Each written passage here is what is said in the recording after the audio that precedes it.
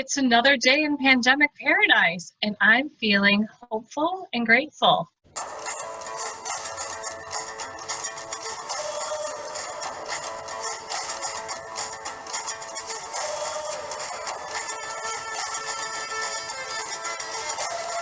That's Dori Mages, clinical therapist and owner of North Shore Family Services, which provides counseling services for parents, teens, kids, couples, and adults.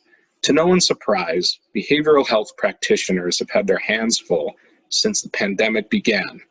Like their patients, they're experiencing this for the first time and in many ways are writing the book on how to provide treatment during a crisis for which there is no blueprint. Dori discusses her professional challenges and opportunities during COVID and a glimpse into her home life. I think sometimes kids, it's hard to get them to talk. And you might experience this, that sometimes they want to tell you what they think you want to hear. And they're not being, they're not being completely honest because they don't know how to access that. Right. And well, we push them. I mean, I hire clinicians who are warm and friendly, but aren't going to be snowed over. So I actually had a conversation with a client yesterday who has a lot of tasks to do. And she said, lists are overwhelming. So we created a different way to look at it. Something I've used with her, with other clients before, not with her actually. And I said, so how likely are you to use this? On a scale of 1 to 10. 10 being like, cool, I'm so excited to use it. And 1 is, I'm just going to say yes to Dori because I know this is what she wants me to say.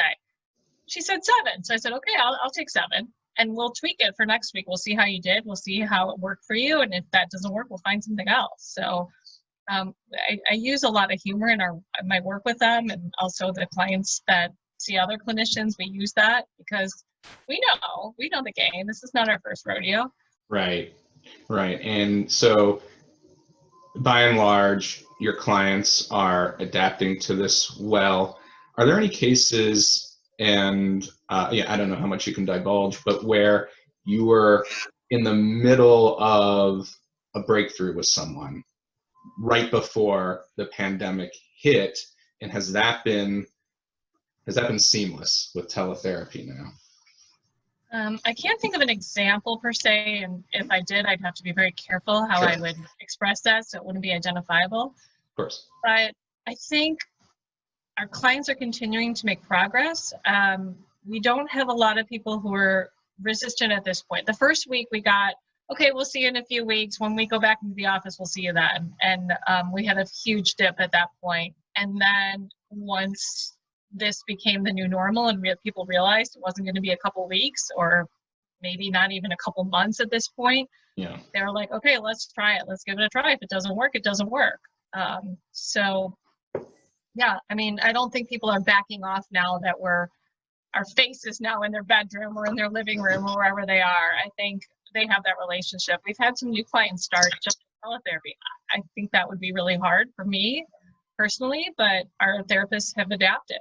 And they, it's just part of, I think I'm going to attribute some of that to really good hiring, that we found people that can really connect with their clients, and even through a video screen, they're doing it, and it's working.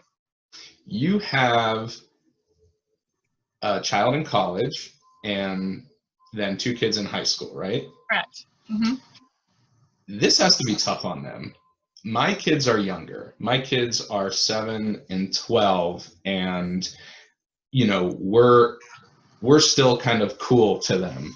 They're still very dependent on us. But I have to imagine that for kids in high school, especially in college, this is disrupting their social lives in such a big way.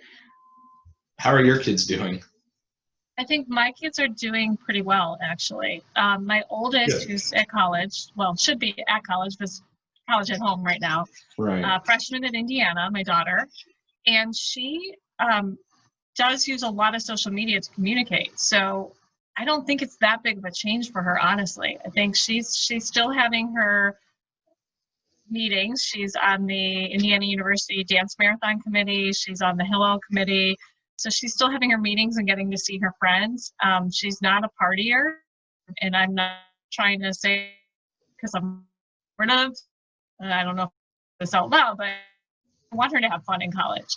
And she's a studier and she'll see her friends, but she doesn't need to get drunk and get high or anything like that. So she's very content seeing her friends on a screen and then going back and doing her stuff and relaxing on the couch and watching Friends. So she's not super distraught by this. She has a car at home that the two girls share.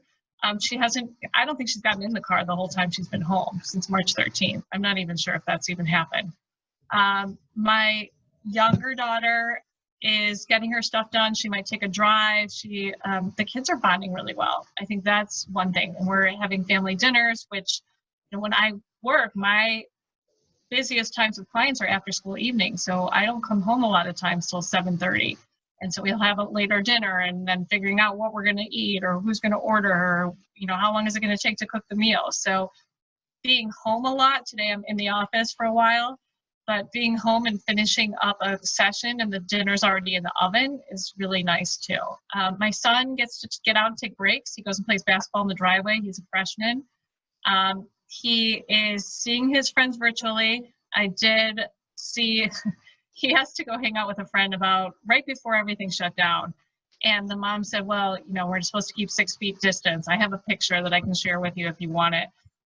They're sitting 6 feet apart in lawn chairs in her garage with a heater playing a video game. And she said, I'll wipe it down later. And she wouldn't let them in their house, but they were together. So my son thought it was kind of ridiculous. I'm like, I think that was just a really good compromise. And we had no time at all to transition into this.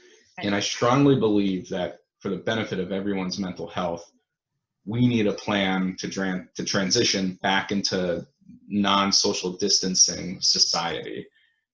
Have you thought about this? What it'll mean for you, for your clients? I have thought a lot about it, and I may be a dissenter. Well, I usually am a dissenter, so who are we kidding? But I don't want to be in a world where you can't hug somebody and you can't shake hands and you can't see their face, because that's so much of what we do in my work and just communicating with people. I don't know when it's going to be completely safe to go out, even when they lift this ban, because there's no vaccines there. I don't know when people are going to feel safe to go out. I worry about businesses, because even when the restaurants open back up to have indoor seating, they're going to have to limit the number of tables. People aren't going to want to be as close together. Income's going to go down. People are going to lose jobs. I want to be able to connect with people. And I think for me as an extrovert, my most difficult part of this is I'm going to bed late. I always go to bed late, even later sometimes, and I can't get up in the morning. I'm getting 10 hours of sleep easily. So I'm getting the sleep, but I'm so off on my schedule, I think, because I'm not energized from being with other people, which is how I get my energy. And so it's draining me. We all are hungering for the pre-pandemic world where we could make contact with people, but that's all going to change in some form. But I think we'll figure it out. It seems we're in the wilderness right now. Right, for sure. What do you think you'll do differently when this passes?